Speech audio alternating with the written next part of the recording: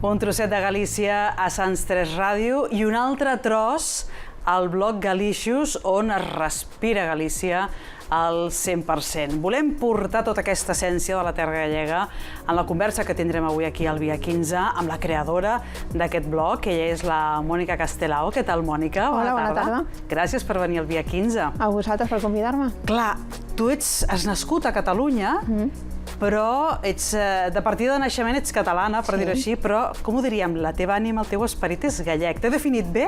Perfectament, perfectament. Has notat que has mirat el blog. Sí, jo he nascut a Barcelona. Els meus pares, tots dos són gallecs, són de dos petits poblets de la província de Lugo. La meva mare és d'un poblet que es diu Sant Pai, una aldea molt petita, del concello de Pontenova.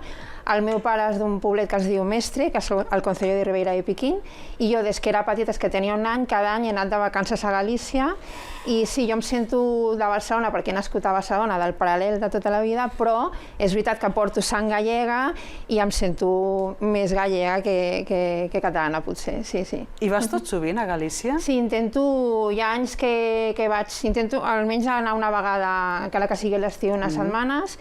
Aquest any, per circumstàncies familiars, he anat 4 vegades, però si normalment intento anar sempre que puc i vaig. Sí, per mi és com... Parlarem ara, no? Però sobretot el poble del meu pare, Mestre, per mi és com el meu lloc a la terra. Sí. El teu refugi? El meu refugi, sí. Una miqueta. Sí. Parlem d'aquest blog, parlem de Galicious, que per cert, felicitats pel branding, per dir-ho, pel naming en aquest cas, per aquesta barreja de cosa deliciosa en anglès i Galícia. Sí.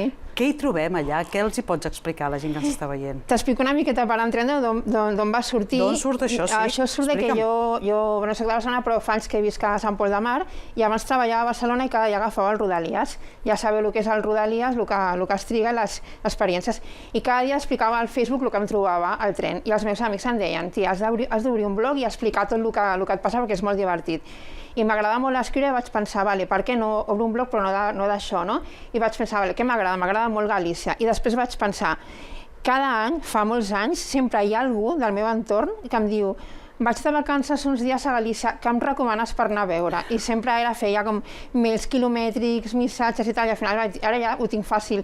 Vas a Galícia, mires el meu blog, Galicious, i també és una mica el que va ser una mica el germe, no? O sigui, ajuntar que m'agrada molt Galícia, que m'agrada molt escriure, i va ser una mica, doncs mira, com una referència, parlo de coses que m'agraden a mi, que jo he viscut, i és molt personal, si ho has mirat, és el meu blog, i parlo de llocs que a mi m'agraden, i quan la gent em diu on podem anar no sé què, mira't el blog, no? I tens allà una mica estructurat, el que t'agrada, no només parlo de Galícia, també hi ha coses de Catalunya, però bàsicament són coses de Galícia. En certa manera ets una ambaixadora de la teva terra aquí a Catalunya, no? Sí.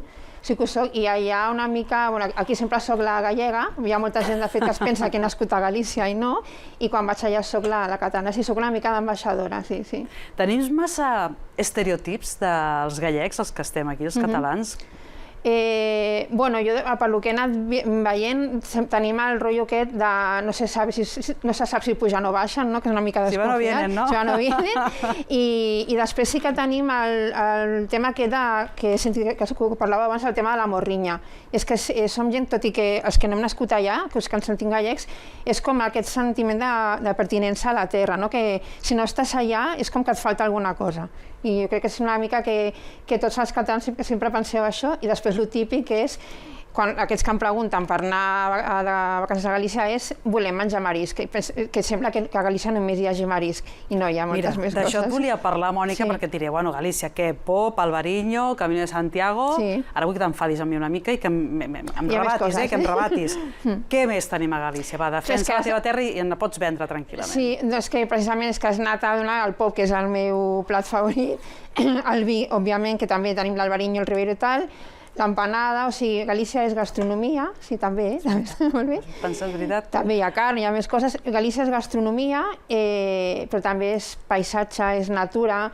També hi ha, encara que no ho sembli, també hi ha turisme de sol i platja. També hi ha les ries que pots anar, hi ha raconers, jo què sé, a la zona de les Ries Baixes a Ogrove, que pots anar i trobar-te una caleta sempre que no hi vagis al mes d'agost, tranquil·la, on pots estar de vacances. Galícia és patrimoni, no només és la catedral de Santiago, hi ha moltes més coses a veure, molt monestir, moltes esglésies, molts llocs per anar, per descobrir, que no és només el típic de on va la gent, que sembla que és que Santiago o les Ries, també està tota la zona del nord de Lugo. Quant de temps tenim? Perquè podria estar explicant a Galícia... Ens deuen quedar, suposo que uns 4 o 5 minutets. No em dona temps que t'expliqui tot, que passin pel blog. A tu et demanen consell, et demanen recomanacions, per això vas fer aquest blog, però tu després també t'alimentes del que et diuen la gent que hi ha anat i diu, mira, Mònica, això on hi he estat, mira, estaria molt bé pel teu blog, no ho sé. No, de fet, mira, fa uns anys vaig escriure un post que es deia 100 coses imprescindibles que hacer en Galícia, i quan el vaig publicar fa ja uns anys, ja els deia, quan el vaig compartir a les xarxes, era, bueno, recomaneu-me llocs que jo no conegui, perquè òbviament jo no conec tota Galícia, i tinc un altre post pendent de fer de llocs que s'han d'anar a veure, i hi ha molta gent que em llegeix i em diu, ostres, mira, he descobert aquest lloc que està superguai, has d'anar a veure aquest lloc, aquest restaurant, aquest poblet, el que sigui. És una mica de retroalimentació. Tenim més en comú, tenim coses en comú els catalans i els gallecs, tu que coneixes les dues terres igual. Sí. Començant pel tema de l'idioma. L'idioma, tenim un idioma propi, això ja fa molt, a nivell cultural, o sigui, no només l'idioma, sinó tot el tema, la música, les tradicions que estan lligades també a l'idioma. Tenim en comú el tema del patrimoni. Aquí tenim, per exemple, tot el tema, començant per Sagrada Família, per posar un exemple, i tot el tema del modernisme, allà està el Camino de Santiago.